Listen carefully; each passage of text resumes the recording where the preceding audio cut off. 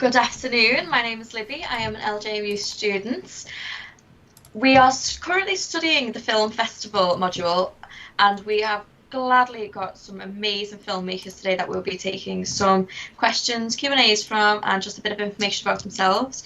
We are also broadcasting on YouTube Live as well, so you're more than welcome to comment if you want to ask any questions to the filmmakers yourself, and we'll be glad to hear from you. Okay, so I'm going to go through a bunch of the filmmakers, let them introduce themselves, and then we will see where we're at. Okie doke, so we are going to start with the amazing short film, The Gallery. Hello, thank you for the invitation, and to also the audience to, I'd be happy to answer to some question or to give you an insight about the film. My name is Cordula. I directed the film The Gallery. It's a film we did in the first year of my school, which is in Vienna. It's called Filmakademie Wien. And what we wanted to film, or like what we had to film for uni, was a process. So we had to make a documentary about a process. And I used to live in Paris because I'm half French, half Austrian. So I knew about this intersectional feminist collective that also started existing right when I moved to Vienna, also in Austria. And for me, it was important to kind of follow this process of posturing together and to follow this one action that they did. So the film is about one action of this feminist collective, Femplag Wien, in which we all poster about our own experience of sexualized violence. And in the film, it's about putting those stories next to one another in a very similar way, where you can see that each story is very individual, but together they kind of have a collective story as well. So this is what the film is about. Okay, that is brilliant. Thank you. I want to ask you a few more questions. Because of the way the girls put their stories up against the wall, was there any repercussions about the public display? Yes, indeed. Like it's not only a girls group, it's a Flinta group, so there are also like non-binary people, just not cis men participating, which is also a safe space. So I think that this is also in the team where like only a woman's team, and it was for us important to create like this safe space first, also from the start, from the scratch, and then on the night, actually, there were several things we were like a bit scared of. First is always like the reaction of people who can get really aggressive seeing us postering. I think it's also quite crazy that we're more scared of the police reactions and of the reaction of people than people harassing other people on street, which is, I think, also a topic that Femplag has to deal a lot with. And this was also like the mask we have in the film are on one hand for anonymity reasons. If my English is really bad, please tell me. No, it's perfect. It's 100% perfect. Don't worry. And also, it was in the middle of a Corona period, so there was like both sided. That's also, so there were two reasons why we had masks on, but there were like, it didn't happen on that night, but on other nights there were moments where the group was postering and people were shouting at them, running after them, chasing them, also insulting and scaring. And I think that this is I think to me it's really shocking to hear also those stories, because when you see what is being posted about, it's also a lot about creating an entire city to a safe space, which is not at all the case. And also, like the very end, at the end of the film, you can see people watching all the posters, and this was something that we didn't plan on filming because we actually never saw the reaction of people the next day, and we were really surprised and touched to see that people are actually reading them, and that a lot of people were reading them. But a few days later, and it's always like this, but a few days later people ripped off the stories and were spraying on them like drama queen or get a beer. And this is also like when when you see those stories of sexualized violence on the wall and people are reacting this way, it's really terrible, but it tells also a lot about the urge to poster. And what also I'm a little bit broad.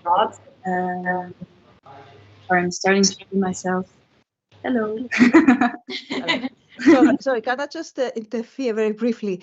First of all, say Pierre, thank you so much for joining us. We have just started streaming. I'm Lydia, by the way. I'm co-hosting here. But could you please, Pierre, turn the mute your microphone now, because it creates a bit of feedback, basically. And also, Libby. So sorry, Cordula, I stopped partly because the sound started being funny. Libby, can you also afterwards introduce the others, and then Cordula could carry on with whatever she explains about. Is that okay? Introduce everybody first, if that's possible. Yeah, absolutely. So welcome. Thank you for joining us. We have, I do apologise if I pronounce these names horrifically. They're all gorgeous names and I don't want to get them wrong. So we have got Thomas, Anther, I don't want to say that wrong, and he will introduce himself later on, so he can probably pronounce it better than I can. We've got Louise and we've got Tiffany, and of course Cordula, who's talking right now about her experience with her film, The Gallery.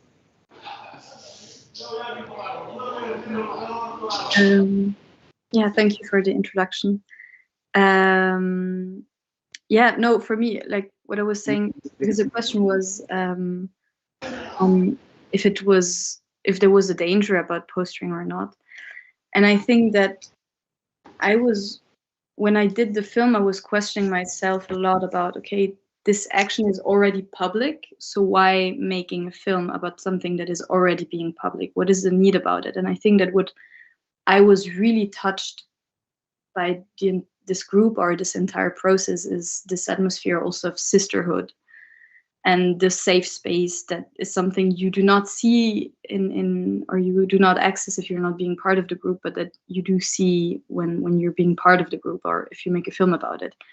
So this is for me like also what I wanted in the film to make and to show this really, really warm, also in the colors, this space that is really warm and cozy, and where you have really friends gathering and creating a safe space for themselves, and then the street where everything feels way colder, because there is this danger indeed. And yeah, I think I hope I answered the question. I love the fact that you elaborated. It was brilliant, thank you. I've got another question. How did you come up with the film idea? Because it is such a powerful sort of message per se. It's how did you come up with it? How did you decide in the end, that's what I want to make my film on? I think, unfortunately, own experiences and experiences of friends, and I think almost I think everyone knows at least people who have been enduring sexualized violences, and I think that this is what I really like in this group, is the fact that they're making public space a space where very personal stories can be heard and find a way. And then they had also this one poster where they were saying about this gallery, those are all stories that we have been told to shut up about. And for me, making a film about this action was also a way to not shut up and make their action or our action even bigger in a way. And yeah, I think partly and mostly this. And also I think that when I think a big problem of this entire topic is the fact that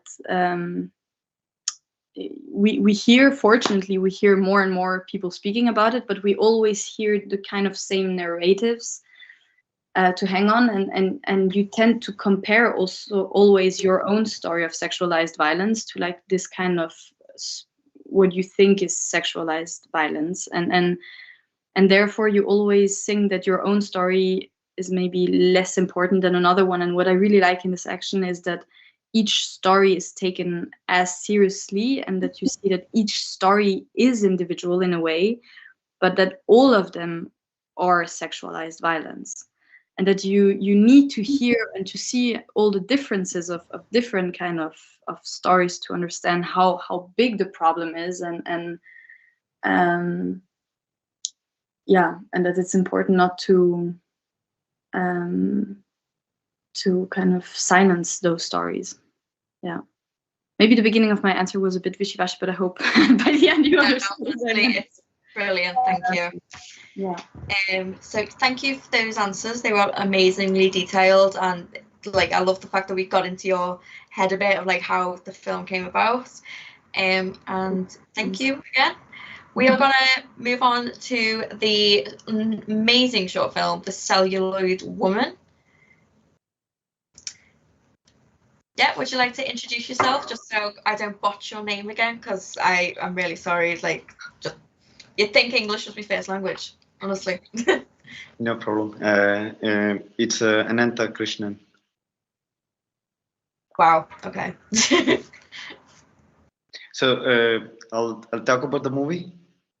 So you've introduced yourself, and you can talk about, just let us know how you like came up, like how did you come up with the idea, and yet we'll get into more questions, like because the questions might change depending on your answer. Okay. My name is Ananta Krishnan. I'm originally from India, and I did my film school in Portugal and Belgium. This movie, Celluloid Woman, I shot in National Film Archives, Portuguese National Film Archive. So the assignment was called, the relationship with your character, actually. So I was looking for character and I couldn't find any character. And I talked to my teacher, and she told me, okay, maybe Anand, why don't you go to this archive and see? You may like old cameras and projection and things. So I went there. Then I found this very nice film archivist. Her name is Margarita Souza, and she works in the archive. So you cannot really go to this archive, and it's a very protected place. It's far away from Lisbon. So there is only one bus going to archive early in the morning. If you don't catch, you cannot go. So I stayed in that archive for 11, 12 days. And at the beginning, first 2-3 days, I was looking around. Then I found Margarita. Then I started talking to her a bit. So my idea was to shoot the process of film process, the archiving and the analog process of the film, and also to see some Portuguese movies there. So I shot for 6-7 days there. Then I came back. Then my rough cut was initially just talking about the the archiving, and my idea was to shoot some nice visuals. Margarita is there, and and her voiceover about film and the analog process, how she's archiving and like the preservation process of the celluloid. Then we had screening, and I have got a very severe criticism from my teachers. Okay, we all know that celluloid has to, it needs to be preserved, and it's very physical, and there is a nostalgia. But what else? It's too boring. So then I had to invent the kind of conflict I had with Margarita. So the relationship, basically, the conflict I had. So then then I put that kind of a very kind of conversation I had with Margarita. So about can we do that? Can we do this? So it was like a very conflict based. I had to put the conflict. Then I invent this story in the editing table with my editor. His name is Carlo. Yeah, that's a process. I don't know whether I missed something. No, perfect. I love the fact that you'd had to come up with something because someone wasn't happy. He's like, you know what, I'm gonna do this. I'm gonna make create a conflict that isn't there, but I'm gonna do it. My next question for you is, how did the archivist, I can't speak, feel about being a part of your film? Can you please repeat? Yeah, how did the archivist feel about being a part of your film? I had a very private screening there, a rough cut with Margarita, and she was happy at that when I met her. Then she sent me a long email about it. Maybe you could have done that thing and this thing. But initially we showed that movie in the Cinematheque in Lisbon later. But we couldn't go really deeper into the film process, actually, like the chemical process. And she said she was not specialized in that kind of things. She only do documentation most of the time, like selecting and doing what you call registering the movie, not really the super duper technical jobs. But I portrayed her as the protector of all these really great movies. Brilliant, thank you. Is there anything else you'd like to add? Me? Or? Yeah, like yourself. Is there anything else you'd like to put across of other experiences you had during the filming?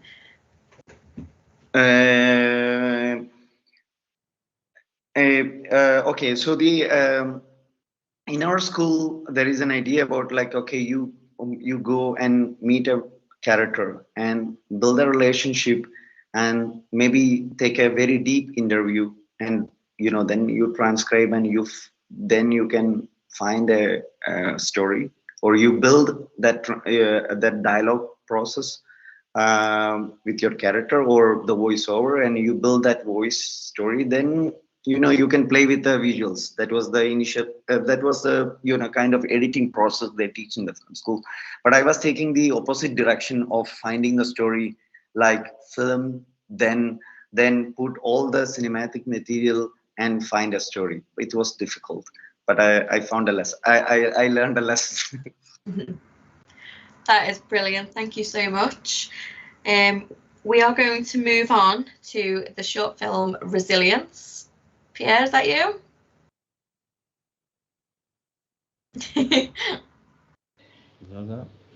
Yeah, hello everyone. Hi. Hello. Well, You okay? I'm the translator of Mr. Pierre. He's not very good in English. That's why I got me to even to translate for him. So first of all, his name is Pierre Maurice Lopi.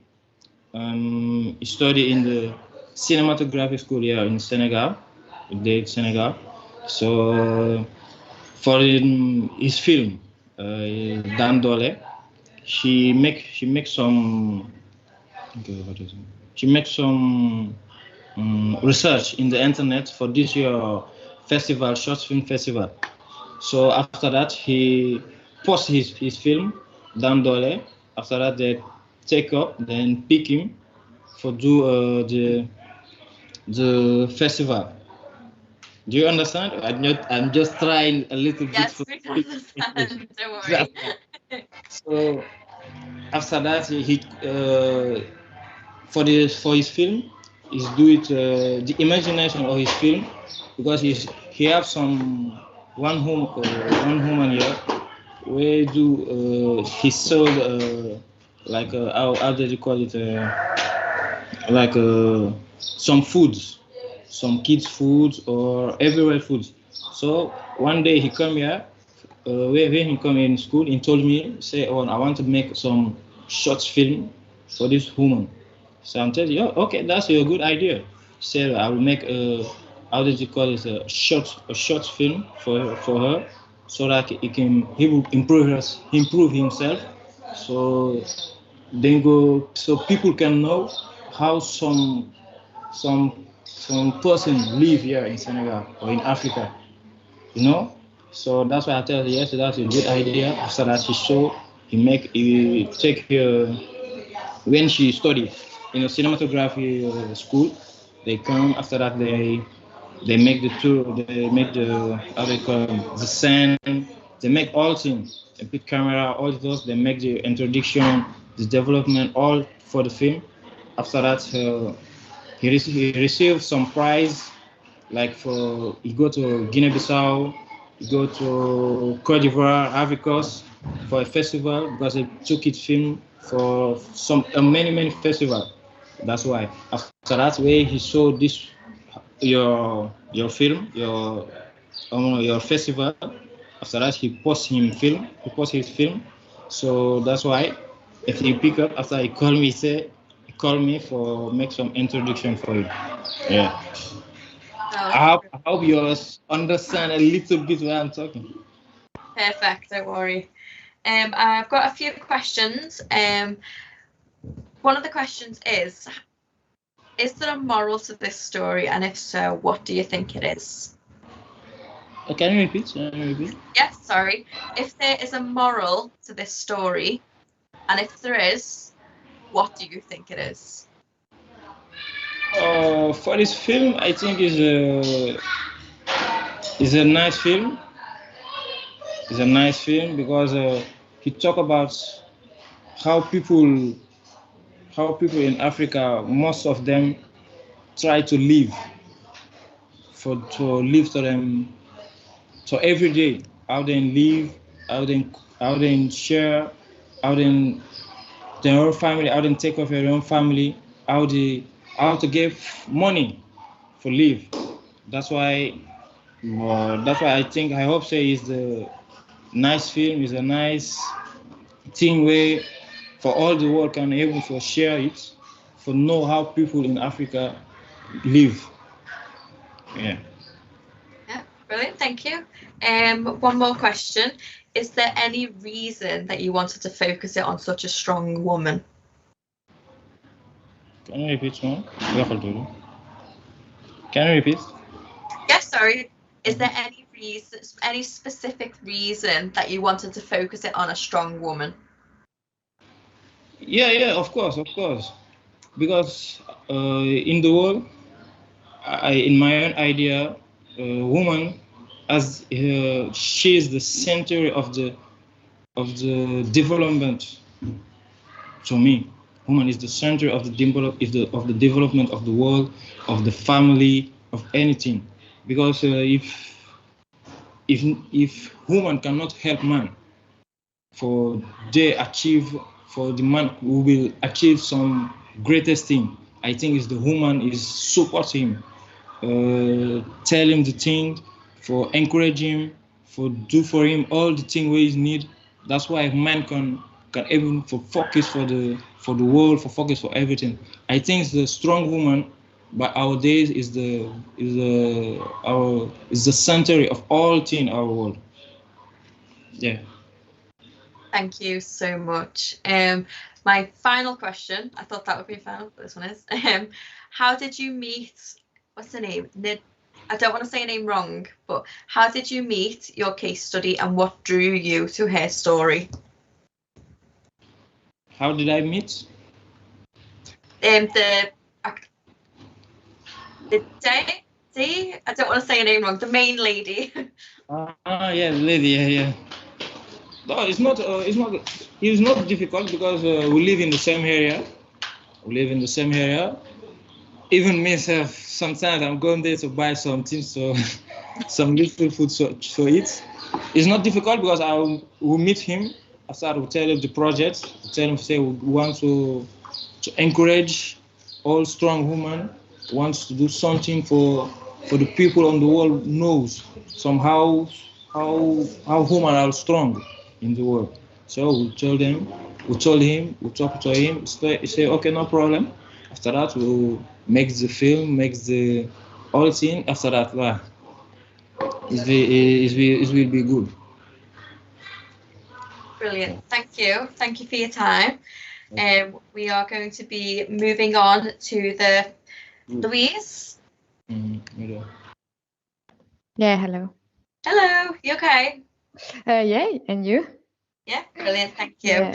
Yeah. If you could just let us know what your film is called, because I don't want to say and get it wrong. It's not that I don't want to get it wrong. It's just because they're so like beautiful, like the way the titles are. I just don't want to botch it the way I say it. So if you could just introduce the film. Yes, so my movie is El Negro es un color primario, which means black is a primary color. And it's a documentary about a painter in Barcelona, Montserrat Anguiano. And she's known for her activism through her art. And she considers herself an Afro-feminist. So she tries to talk about like the racism and the sexism Black women live in Spain. And I did it when I was doing a program in Barcelona. And it's kind of like an unusual program where you learn how to be a documentary director. So you do everything, the research, the filming, the editing, and that's it. Brilliant, thank you. I've got a few questions here. One of the questions I have is, how was it filming in public, especially because you're explaining how Black women are perceived by others and how she was like, she grew up with that sort of like story, like that she wanted to paint to show people her talent and show that Black women are creative. How was it filming in public? Well, completely fine. there was no problem in particular. Like the body painting that is in the movie was in a bar because she does it for like events. And it's true that because the lady was naked, you had some people who were just enjoying the art, but you also had drunk people who were making kind of like sexist comment on the side.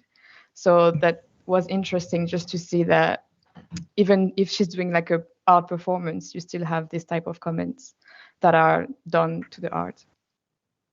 All right, thank you. Another question, what do you think needs to be done to improve the visibility of Black, particularly female creatives? Well, I would say documentary is not so bad. This is mostly why I did it, because I thought her art was really nice. I went to an exhibition of hers, and I went to a speech, like a speaking that she did. And I think what she clearly says that what they need is just to be seen and to be shown to the public, because it's not like they don't exist. It's just that they've been either kind of hidden in history or just not shown. So I think that's what mostly needs to be done, just to be interested in this type of art and to show those artists in museum, in exhibition, in movies, in anywhere where you can like have some visibility. Brilliant, thank you. So I feel like the message conveyed here, which you've explained, is that you want the world to see the beauty in Black women and Black creatives. What was your response to when this film got broadcast, when you made the film? What was the response from other people? Well, people enjoyed it, and they also really enjoyed her art, and were mostly really touched by her story and what she's been through. And I just hope that this documentary will get her more attention, and maybe she will be known more internationally, because she's quite famous in Barcelona, in Catalonia, but in the rest of Spain or in Europe, not so much. So I just hope that maybe with festival like this one, a new public will be able to get to know her, and maybe she'll be able to do an exhibition, don't know, in the UK, why not? We'll take any creatives over here. We love them all. Yeah, is there anything else you want to add to this? Like, if there's anything else you want to film in that sort of like genre per se? Like, would you like to just broadcast more about people who need to be like shown and like shown the visibility of other creatives that are probably not looked at as much because of like minority per se? You mean in the future or just Yes, in the future, for yeah. my next project? Well, yeah, I'm quite interested in this topic, but I'm mostly interested in like feminist topic in general. Like my next project, I wanted to do it about women who had breast cancer and who are going to tattoo their scars. I'm quite interested in how art can be a form of like, in my documentary on Montserrat, a form of like political rebellion, but also as a form of like healing or just going on with your life and passing on those really hard moments you can have. So that's what I'm mostly interested in. Brilliant, thank you. I look forward to watching that because that sounds really interesting. All right, thank you for that. And the next person we'll be going to will be Tiffany with her beautiful film Engraved.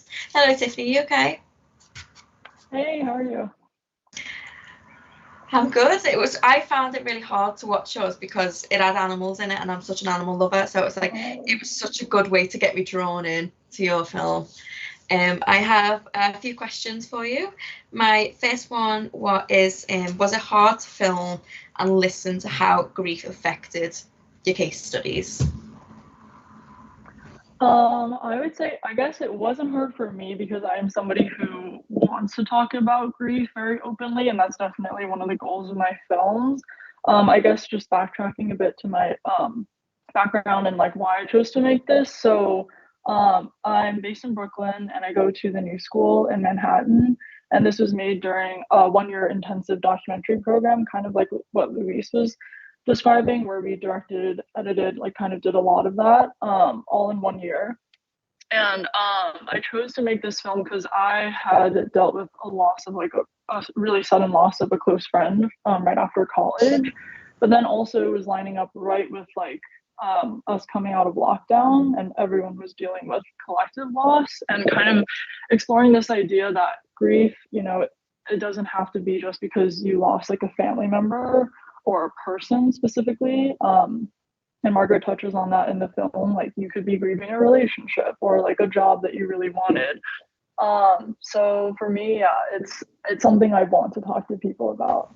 So it wasn't too difficult, and I guess it allowed me to kind of process my own grief in making this. So that was very helpful. Yeah. All right, great, thank you. Like you've just said, grief affects everybody. They'll grieve like a job, a relationship, a relative. How did your case studies react when you asked them to participate in the film? I think they wanted to share their stories also because like these are two people who were very deeply impacted by either personal or collective loss, and they are dedicating their whole life to like working through or assisting other people with their grief. So I think they were like happy to participate in something like this. Yeah. Thank you. My final question is, the film's very animal oriented, like I touched on earlier. Are many of your films focused on certain groups, so like dog, women, children, etc.? Do you like focus on one to try and draw the audience a bit? I would say I think my like running through line in all my films is definitely just grief in different ways. It's not necessarily like pets or people or specifically, but it is interesting that when I first started like concepting this film, I originally wanted to make a short film about America's oldest pet cemetery that is actually just like about 20 minutes from where I grew up. And I would still love to make that in the future, but yeah, I think I've just been drawn to that topic. Good, thank you. Do you have anything additional you'd like to ask? Is there anything in the future, projects that you've got your eye on, anything you're looking forward to? I think right now I've been kind of leaning more towards experimental filmmaking, which is why I was really excited that this festival added that strand this year. But I've been working a lot with found footage. from Internet Archive, which is like a really great database if you haven't explored that. So kind of leaning more away from like in-person interviews and just kind of focusing more on kind of like poetic essay films, I guess.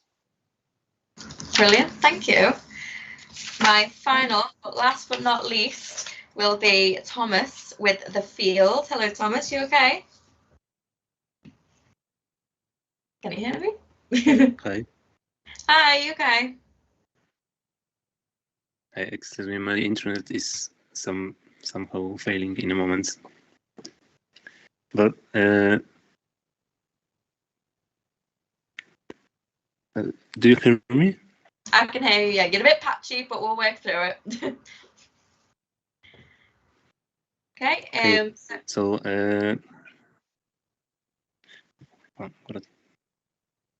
yeah, if you'd like to introduce yourself, what your film is about, and yeah, see where we're at. Oh, where's he gone? He's over there.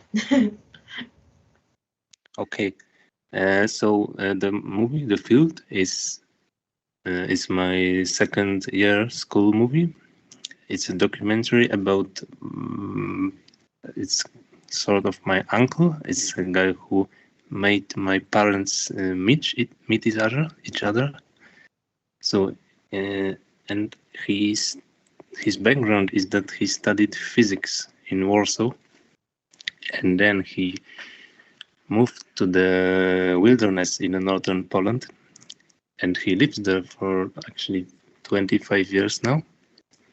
And because he studied physics before, he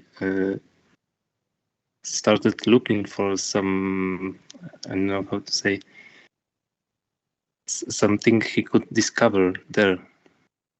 And what he found is that it's called kurgans in Polish.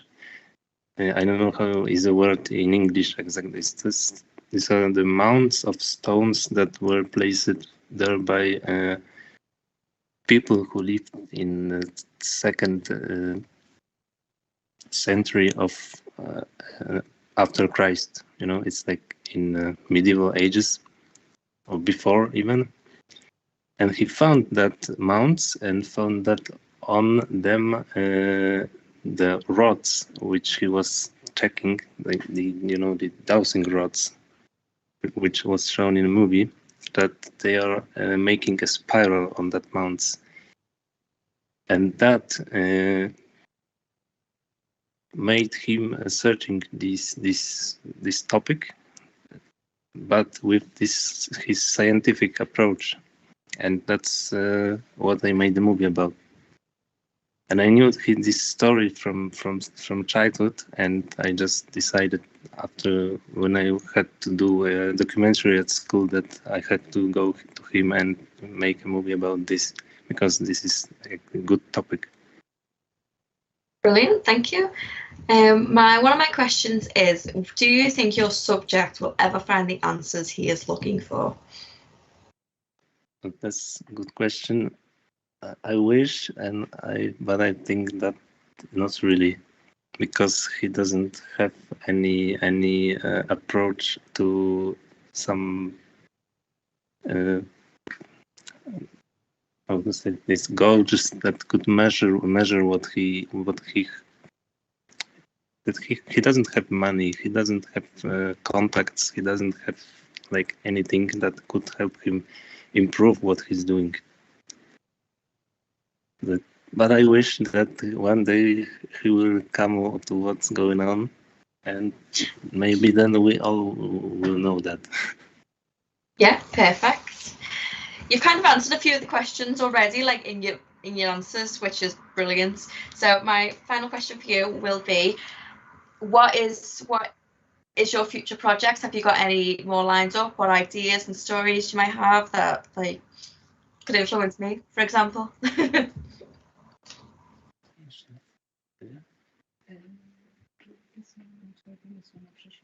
Okay, so it's the next projects you're asking about. Next project. Okay, I'm not planning to film anything else about this protagonist.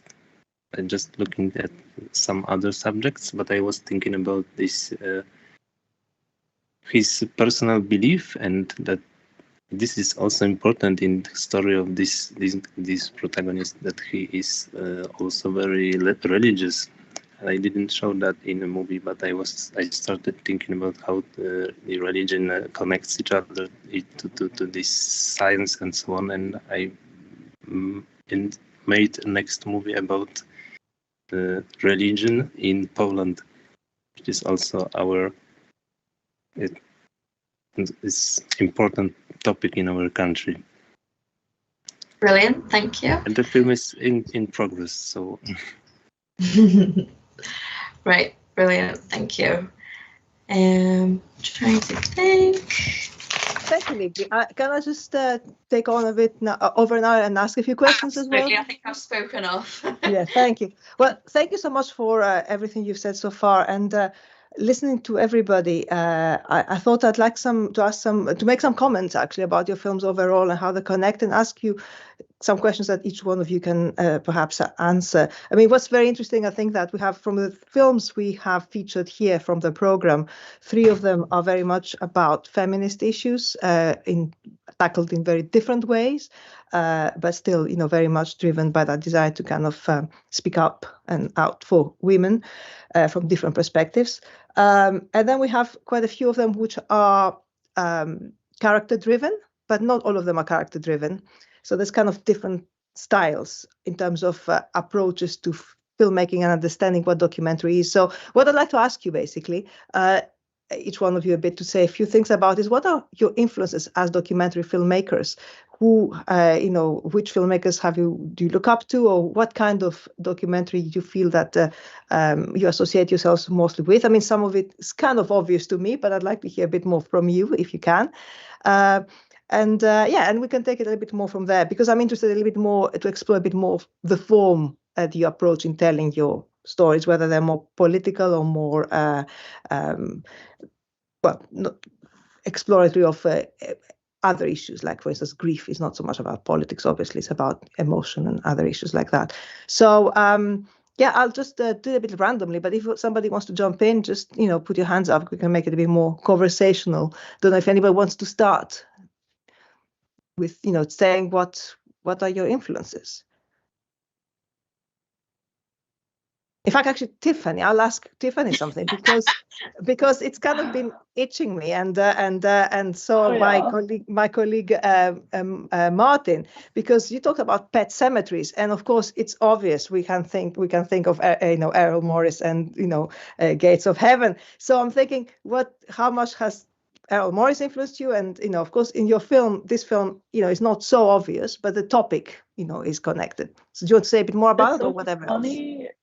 It's so funny because everyone, when I was researching the Pet Cemetery idea, everyone was like, "Oh, did you see the Errol Morris documentary?" And I was like, "No, I didn't know. I was just starting as a documentary student, and I still actually haven't seen it, but I really should." So I did not watch Errol Morris's stuff, but I can say specifically for this film, I did take a lot of inspiration from this filmmaker, Theo Anthony. I don't know if any of you have heard from him, but he made this wonderful documentary called All Light Everywhere, and this other one called Rat Poison. Mm-hmm. And I would say that when I was making kind of like the visual deck for like how I was going to structure the shooting and the interview style, it was very much based on that film specifically. Mm-hmm. But I think right now, some of my influences, now that I've been learning more about experimental filmmaking, mm-hmm. I would say like Sky Hapinka is an indigenous filmmaker, and his works have been pretty influential. Mm-hmm, mm-hmm. Great. Yeah. Thank you. Yes. Anybody wants to volunteer? I mean, connected to this, actually something I want to add in terms of observations that, connect your films, which are, they're very different aesthetically and thematically, your films, but some of them are much more visually striking. There's clearly an attention to, the work of cinematography and the precision of that. Others are much more, go with the flow of what happens and, follow the protagonist a bit more like a cinema verite style, if you want, or even mockumentary in some cases style.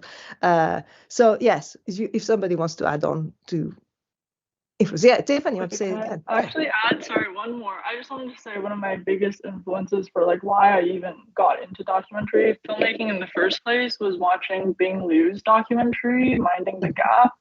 If you haven't seen that one, I highly recommend it. But it's very much verite, and it's jumping between multiple different people, his friends.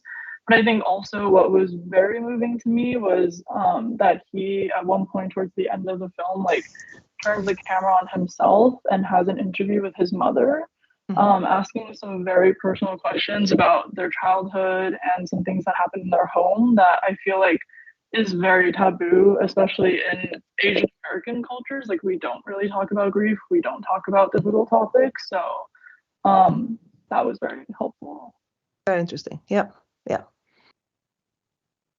So who wants to jump in? Nobody else wants to jump in. Yeah. Okay. I think yes, the idea of our cinematography, our film is like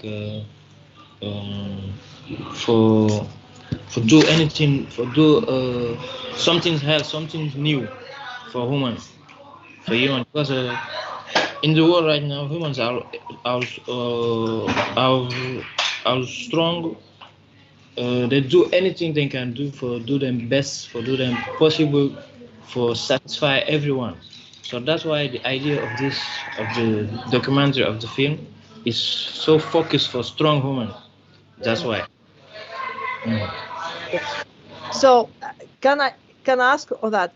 Does Pierre do documentaries only, or does he is he making different kinds of films? So was the motivation for this film was the story of this woman and celebrate her, hard work and, the sacrifices she makes, or is it part of a broader project that he's interested in, telling stories through documentary? This is one of his topics, if you see what I mean. Is it like the specific topic that make him make the documentary, or is documentary a form that he wants to pursue?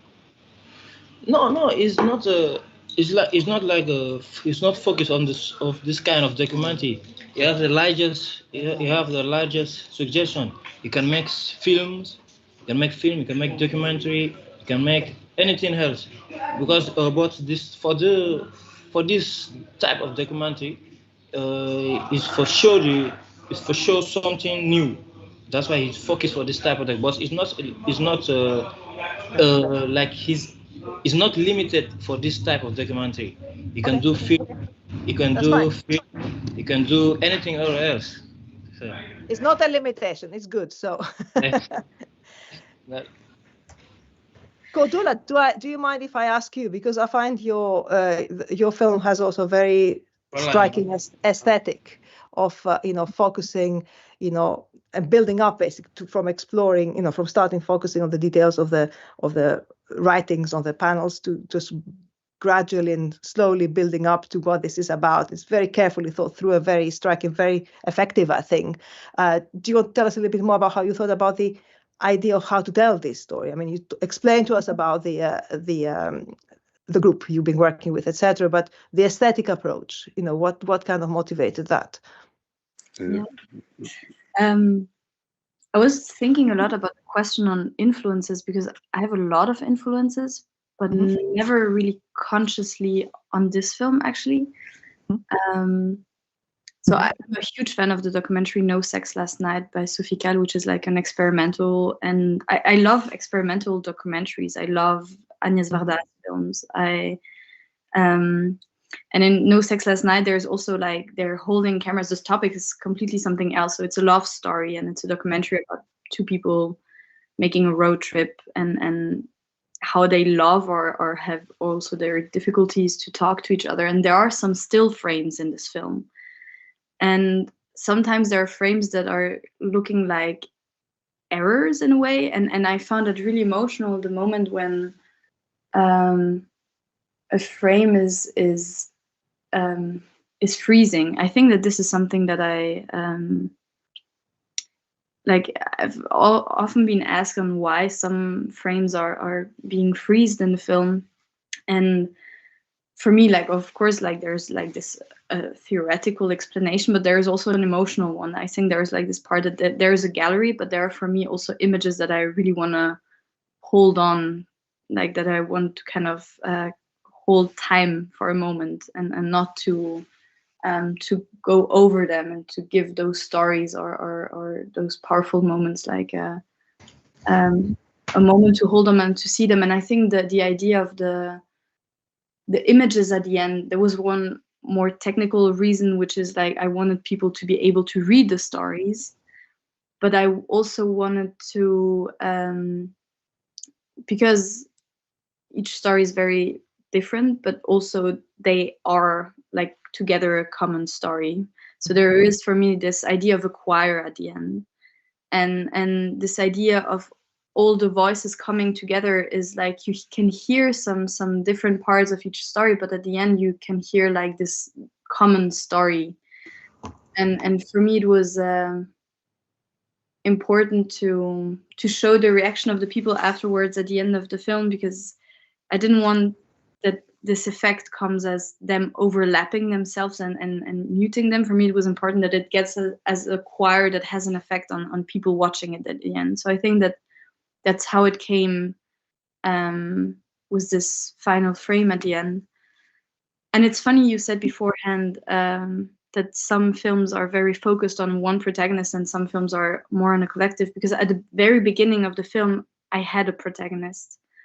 Because I thought that if you have a protagonist, you will necessarily get more emotionally involved. And I think that this entire film process was for me also a big learning on sometimes the collective tells a big story together and you do not have to get any more personal because those stories are already so personal. And that the spaces are also telling, and the colors of the film are also telling, like a big switch between this personal and safe space and the streets. And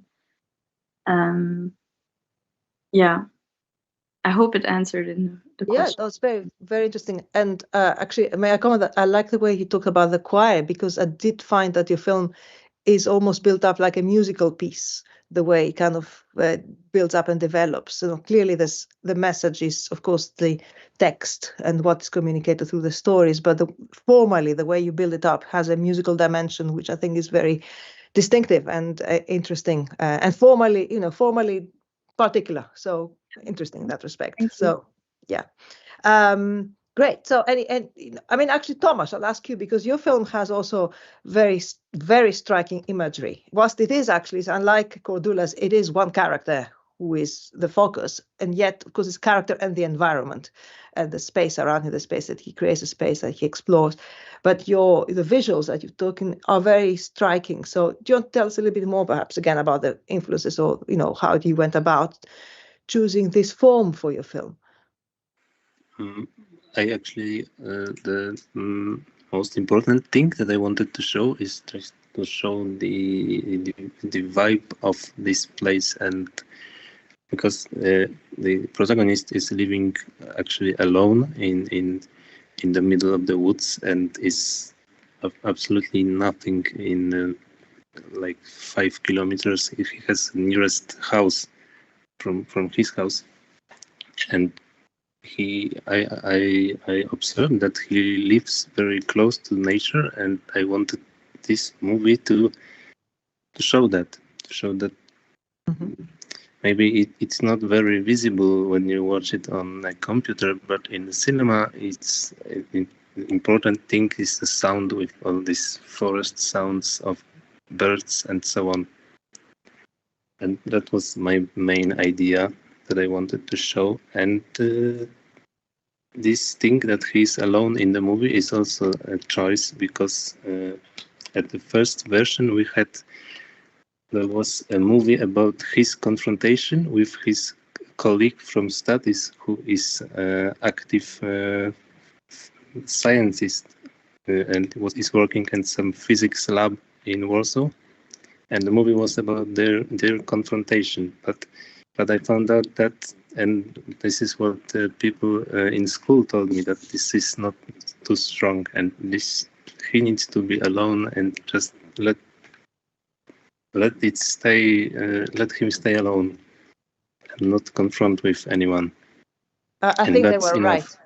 They were right. Me too. Me too. Yeah, definitely, because the atmosphere, this is like, you're absolutely right, that kind of very sensual in many ways environment, and the way you communicate that, and this guy in there, it creates a very distinctive atmosphere, which is really striking in your film, actually. So again, it is, it communicates aesthetically quite powerfully. It's obvious that it's one of your priorities. So yeah, thanks. Do you have any influences, any particular filmmakers that you think, this is kind of work that attracted me to this, or not necessarily? I mean, it doesn't have to be the case, but.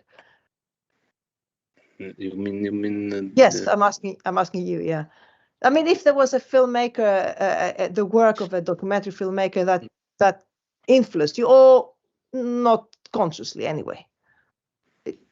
I wasn't thinking about any particular movie or some.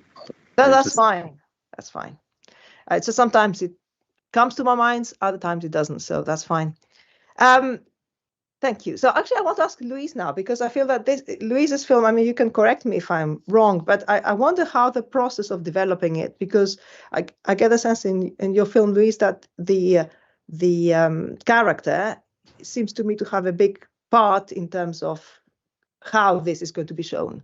But can you tell us a bit more to what extent she is a kind of co-author in this? Although I'm not sure if Louise can hear us, because she seems to be frozen. I can hear you. Okay, that's fine. I think your picture is frozen, so I think my internet is not so good. That's fine, as long as you hear us, that's fine. But you see what I mean? I'm talking about to what extent she was participating in terms of how you told the story, and how much was it kind of a co-creation in that sense? I mean, I just did a research about her and try to know what we could film that she did. Mm-hmm. But I think I was mostly the one who kind of like said, okay, when do you have this, and can I film, and then could I go to your studio and film you painting, and can you do like this little body painting for me? But I mean, she was not the one who was doing like, okay, we should film this or this. It was mostly I did the research, and I was asking her what we could do together. Fair enough. And your collaboration was kind of smooth in that respect. I mean, you felt that, she was kind of cooperative, and you kind of, depending on the day. I'm highlighting that because I think for documentary filmmakers, that's what I want to highlight here, the relationship you have with the character, especially when it's character driven, of course, when it's not the same, but it really is crucial, and it can really affect whether your film works effectively or not. So sometimes it was like more hard than other times. Sometimes it was hard to communicate and to organize. And I was like, she was telling me stuff really maybe 15 minutes before we started shooting that I had to get some other things in the other side of the city. So it wasn't always really easy. Yeah. And she had sometimes this like, I'm an artist kind of vibe, but that was still fine. I mean, I'm doing a documentary about her, so she can be as she wants to be. But yeah, it wasn't the smoothest collaboration at some point, but she still really enjoys the movie, and she's really happy with it now. I just feel like maybe when we are doing a documentary about you, it's kind of hard when you are just living the filming and not seeing the images and not seeing the movie. And then at the end, when she saw the movie, she was really happy. It's just during the process, sometimes it can be really just a bit annoying, and I can understand that. You don't want to have people filming you all the time, or just requiring to do more things than you should for just a documentary. But now she really enjoys it, and she like shows it in Barcelona in her exhibitions and stuff. So perfect. Yeah, that's interesting. And actually, that's not quite the question asked before, but I was always curious. Is there a reason why you keep the title of your film in Spanish? Because I was thinking, should we translate it? Should we not? You submitted it like that. We thought, well, we keep it like that. But is there a particular reason, or is it, just? I guess it's just to me because it's the movie's in Spanish, so I think it should stay in Spanish. I don't know if it's the same in your country, but in France we have like this really bad habit to translate titles from like American movies, and they're usually badly translated in English. Yeah, it doesn't really make a lot of sense. So I think I was just considering that it made more sense to keep it in Spanish, and just to show that it's a Spanish movie. No, that's fair why. enough. I'm personally Greek, but in the UK, everything seems to be in English, so it's like, it seems unusual, but I think it's a very interesting decision. So thank you for that. And I want to ask Anantha. I think I've asked everybody else, and I've left you last on purpose because your film somehow, if I dare say, it's a kind of mockumentary of sorts from what you told us. In fact, you tricked us, because when I was watching it, I wasn't sure whether this confrontation, this conflict that you portrayed, which is, I have to admit, quite hilarious at times. It has comedy, your film, which is kind of, I don't think any of the other films really have comedy per se, but yours does actually in places. But also it made me think at times, oh dear, does this woman want to be shown like that? Does she want this conflict to be shown like this? Because I was thinking about ethical issues. I was thinking, well, she said, don't film me, and you had her in. I'm thinking, oh my God, make sure this. And now you tell us it was all staged. So talk to us a bit more about that. I mean, because clearly what I'm saying here is that it seems to me that your film a bit diverges because it has the form of a documentary. It seems to be a documentary, but perhaps it is not quite so. Can you tell us a bit more about that? Yes. So I'm also a bit worried. I could see that other filmmakers are like really made like hardcore feminist film, and I was thinking about what I have done. So basically, the total 11-day shoot, I really had a very good relationship with her for 9 days. So the one day, few things went wrong.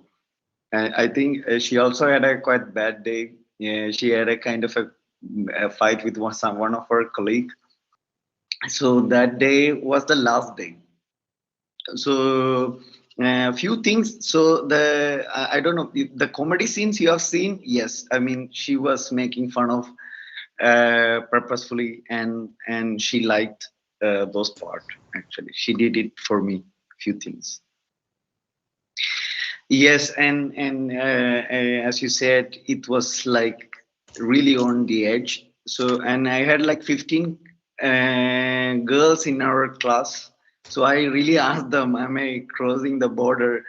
What do you think, guys? Like, should I? Do you want to help me to keep everything compact? Like whether am I doing very ethically wrong because I shot, I'm very close to the material, so I don't know how to really take a decision." And they said, yeah, everything fine. Yeah, and this somehow the first screening, a lot of teachers, few other teachers from other schools also liked. Yeah, but I don't know. I don't know really how to answer to your question. But after making this almost 1.5 years, now I'm watching. Now I feel like, yeah, I could have done few things. I could have changed few things. Yes. That's okay, but I mean, I have to, in terms of my response to your film, I think it is, as I said, kind of light and entertaining some way. So if you want a light touch amongst the documentaries, I think the cellulite woman is probably the film to go to. But if you have any concerns about ethical issues, forget them, because it was all staged. So actually, ultimately, then it makes me think: do you actually see yourself as a documentary filmmaker or not? Because I'm not so sure. What do you think? I mean, yeah. It clearly has the aesthetic of a documentary. It has that style, but from what you say, it was really ultimately more put together. What do you say? I mean, it's up to you to say whatever you want, but I'm just curious. Well, it's a very difficult question to Perhaps answer. we can leave it at that, and you can decide in a few years' time and let us know. Okay, that's fine. Anyway, yeah. No. Does anybody want to ask any questions to each other here? No? Well, I think it was fascinating, actually, the stuff that came up from our conversation, and I find that it really. Can I say something? Oh, yeah, you can ask something. Is it possible to get the names of the other filmmakers mentioned about their favorite filmmakers? Can I take a note? But Absolutely. Is it possible to put it in the text or somewhere? Tiffany can send them to us and we can send them, or she can say to us now, whoever, yeah. Do you want to send us then the list of the, I think Tiffany mentioned the most filmmakers. Yeah. Oh, okay. I'll put that in the chat and then I'll send it to you. Oh, yeah, I can put them in the chat. Absolutely. That's perfectly fine. That's perfectly fine. Yes. But yes, what I was going to say is that I found that this discussion was fascinating because it really brought the characteristics of your films, the differences, the similarities kind of to light more. And as always, it's really nice to see who is behind the film and to, you know, share your thoughts, your motivations and your inspirations, all that stuff. So, well, from my side, thank you very much. I don't know if Libby wants to add something before we say goodbye. Now, let me add to the filmmakers and also to the audience that, you know, this is going to actually be re-uploaded on YouTube. It will stay there, so you can rewatch it eventually. And yes, hopefully everybody will use that also as a motivation to watch the films if you haven't already seen them, and vote for them for the audience award, because everybody has a say.